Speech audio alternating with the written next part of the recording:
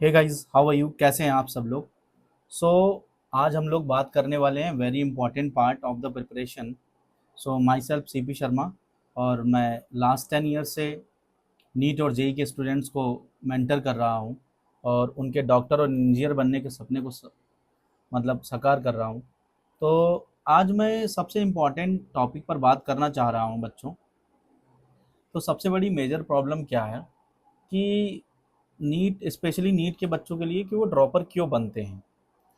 तो उनके कुछ पॉइंट्स हैं, ड्रॉबैक्स हैं। वो ड्रॉबैक्स क्या क्या हैं? तो अगर हम बात करें सबसे बड़ी प्रॉब्लम क्या है बच्चों, तो मेजर प्रॉब्लम ये है कि बच्चे बायो वाले बच्चे होते हैं। तो बायो मतलब उनका बायो सबसे अच्छा सब्जेक्ट होता है। बायो सबसे अच्छा सब्जेक्ट है। तो फर्स्ट ईयर वो क्या करते हैं कि किसी कोचिंग में एनरोल होते हैं। एनरोल होने के बाद में बायो पढ़ना स्टार्ट करते हैं। बायो पढ़ते हैं और फिजिक्स केमिस्ट्री पे स्टार्टिंग, मतलब स्टार्ट करना, फोकस करना स्टार्ट करते हैं।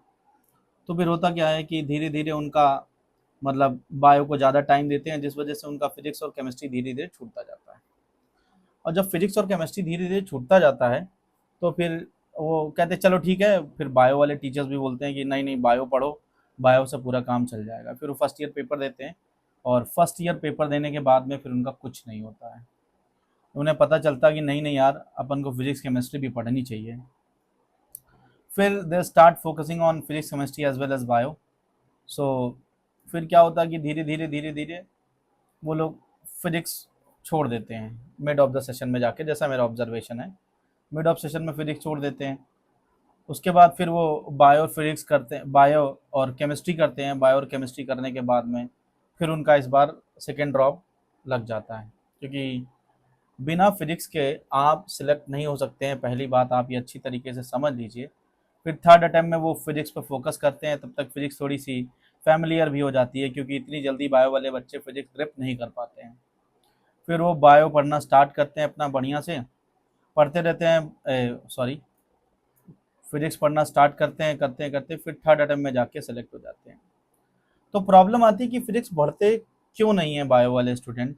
तो उसका सबसे बड़ा रीज़न ये है कि बायो वाले स्टूडेंट फिजिक्स क्यों नहीं पढ़ते हैं, क्योंकि वो फिजिक्स पढ़ना नहीं चाहते हैं। This is a basic reason. क्यों अब पढ़ना क्यों नहीं चाहते हैं? क्योंकि सबसे बड़ी प्रॉब्लम क्या है उनकी, मैथ्स। अब मैथ्स के साथ प्रॉब्लम क्या है कि वो मैथ्स, वो सोचते हैं कि टेंथ में वो लोग, मतलब बायो छोड़, सॉरी, टेंथ में क्या करते हैं कि मैथ छोड़ते हैं। बायो वाले, जाहिर सी बात है, टेंथ में मैथ से कहते हैं अलविदा बाबा, अब मैं दोबारा मैथमेटिक्स नहीं पढ़ूंगा। लेकिन 11th में जैसे ही जाते हैं, उनको उनकी मुलाकात हो जाती है किससे? फिजिक्स से। और फिजिक्स में मैथ है। जैसा कि एस सी वर्मा सर ने बोला, mathematics is the language of physics. अब बिना मैथ्स के आप फिजिक्स पढ़ना तो बहुत दूर की बात, आप सोच भी नहीं सकते हैं।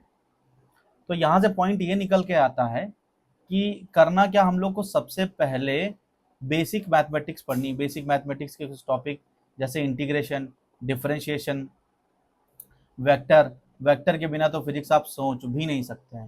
तो ये टॉपिक्स आपको, अगर आप बिगनर्स हैं, प्रिपरेशन कर रहे हैं, तो अगर आप चाहते हैं कि फिजिक्स मेरा थोड़ा सा, मतलब अभी पढ़ने का मन नहीं कर रहा, तो कम से कम आप बेसिक मैथ सबसे पहले पढ़िए।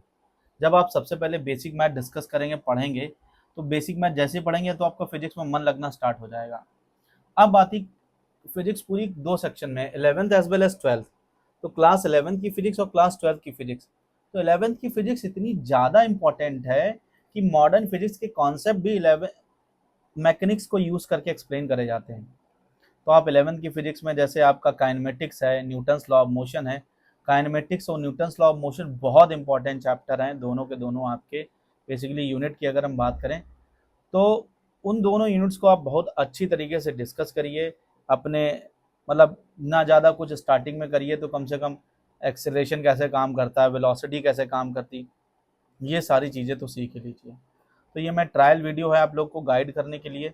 मैं मतलब सोच रहा हूँ, अगर आप लोग अच्छे से रिस्पॉन्स करेंगे, कमेंट करेंगे, तो मैं आपको बताऊँगा किस तरीके से प्रिपरेशन करनी है। सब आपको पढ़ाते सभी हैं, सब पढ़ाते हैं, लेकिन no one tell about that how to prepare for the NEET exam, या how to prepare for any exam. Simple सी एक स्ट्रेटजी होती है जिसको फॉलो करना होता है। मैंने बहुत सारे बच्चों को इसी स्ट्रेटजी को फॉलो करा करके मतलब सेलेक्ट कराया हुआ है। तो अगर आप लोग बोलेंगे कमेंट में तो मैं और आपको स्ट्रेटजी और प्लान दूंगा कि कैसे आसानी से सेलेक्ट हो सकते हैं। ठीक है बच्चों, तब तक के लिए इस वीडियो ये बताइएगा, आपका फीडबैक बहुत इंपॉर्टेंट है। आपके फीडबैक के हेल्प से मैं नेक्स्ट वीडियो बनाऊंगा। जैसा भी हो मुझे बताइएगा। ओके बच्चों, thank you all of you, thank you so much.